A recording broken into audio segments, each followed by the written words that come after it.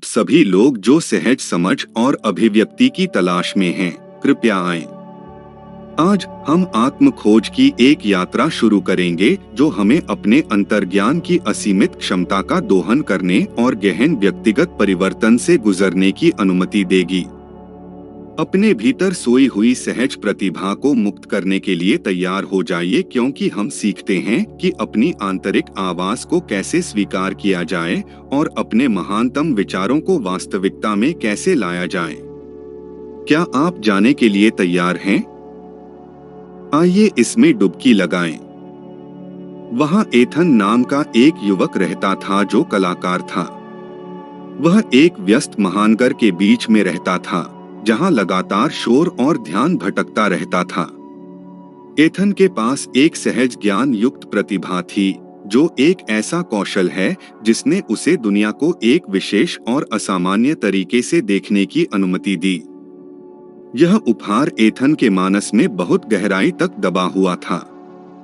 इसके बावजूद उसे यह आभास था कि उसे कैद कर लिया गया है, क्योंकि वह अपनी आंतरिक आवाज को पूरी तरह से व्यक्त करने या अपनी आकांक्षाओं को वास्तविकता में लाने में असमर्थ था।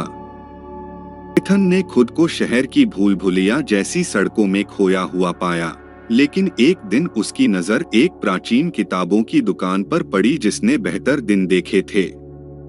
वह किसी ऐसी शक्ति द्वारा खींचे जाने के बाद इमारत में दाखिल हुआ जिसे देखा नहीं जा सकता था, और वहां एक शेल्फ पर जो धूल से सनी हुई थी, उसे द आर्ट इंट्यूशन शीर्षक वाली एक किताब मिली। एथन ने उत्सुकता के कारण पन्ने खोले और उसमें निहित गहन अंतर्दृष्टि से वह तुरंत चकित रह गया। पुस्तक में प्रत्येक व्यक्ति के अंदर मौजूद अव्यक्त क्षमता, अर्थात उनके अंतर्ज्ञान की ताकत पर चर्चा की गई है। यह प्रदर्शित किया गया कि अंतर्ज्ञान न केवल एक क्षणभंगुर अनुमान था, बल्कि किसी के अपने आंतरिक ज्ञान और दुनिया की हलचल के साथ एक मौलिक कड़ी थी। एथन को इस बात का एहसास हुआ कि यदि वह अपने अंतर्ज्ञान की आवाज का सम्मान करता है, तो वह अपने सभी लक्ष्यों को प्राप्त करने में सक्षम होगा और असीमित अवसरों से भरा जीवन जी सकेगा। एथन अपने अंदर छिपी सहज प्रतिभा को उजागर करने के इरादे से आत्म खोज की जीवन परिवर्तनकारी खोज पर निकल पड़ा। उन्होंने खुद को किताब के पाठों में व्यस्त कर लिया, उन प्रथाओं को अपनाया जिससे उनके अंतर्ज्ञान को विकसित किया गया, और उस आवाज से उनका जुड़ाव बढ़ गया जिसे उन्होंने अंदर से सुना था। एथन शांति और चुप्पी बनाए रखने में कुशल हो गया, और उसने पाया कि ध्यान और चिंतन से उसे आराम मिलता है। उसने पाया कि जब शांति और सुकून होता था तो उसकी आंतरिक आवाज अधिक सुनाई देती थी, और इसने उसे उन चीजों की ओर निर्देशित किया जिनकी वह वास्तव में परवाह करता था और चाहता था। वह अपने अस्तित्व के मूल से निकलने वाले गूढ़ संकेतों और संकेतों को सुनने में माहिर हो गया और उन पर विश्वास करना सीख गया। एथन ने देखा कि रहस्यमय समकालिकताएं उसके जीवन में अधिक बार घटित हो रही थीं, क्योंकि उसने अपने अंतर्ज्ञान को विकसित करने के लिए काम किया था। उनके कलात्मक प्रयास उनके सामने खुले दरवाजों और उनके रास्ते में आए अवसरों के परिणामस्वरूप फले फूले। वह अपने सपनों को सुंदरता और सहजता के साथ वास्तविकता में लाने में सक्षम था, जैसे कि पूरा ब्रह्मांड उसके रास्ते पर उसकी सहायता करने के लिए एकजुट हो गया हो। हालांकि एथन की नई खोजी गई प्रतिभा बिना किसी कठिनाई के सामने नहीं आई।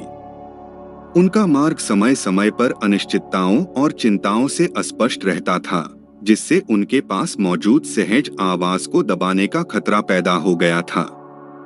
उस समय में उन्होंने अपने शिक्षकों, प्रबुद्ध प्राणियों का सहारा लिया जिनकी अपनी अंतर्ज्ञान क्षमताओं पर दृढ़ पकड़ थी।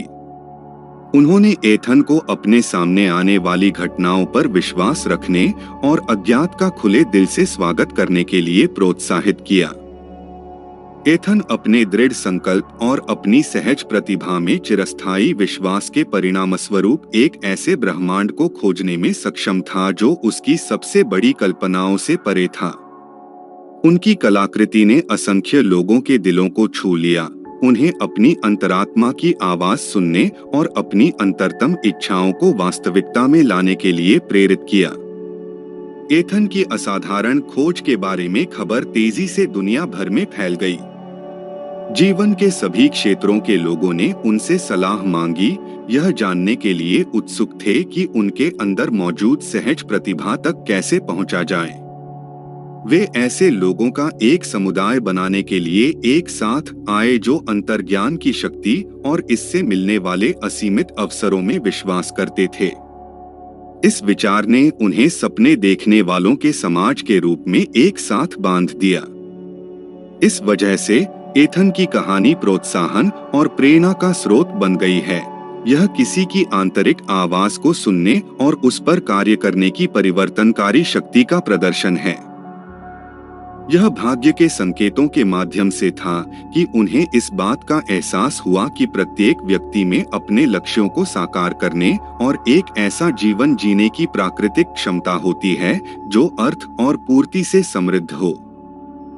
जैसे ही हम अंतर्ज्ञान और अभिव्यक्ति की इस अविश्वसनीय यात्रा के अंत में आते हैं, यह ध्यान रखना महत्वपूर्ण है कि आप ही वह व्यक्ति हैं जो उस दुनिया का निर्माण करते हैं जिसका आप अनुभव करते हैं।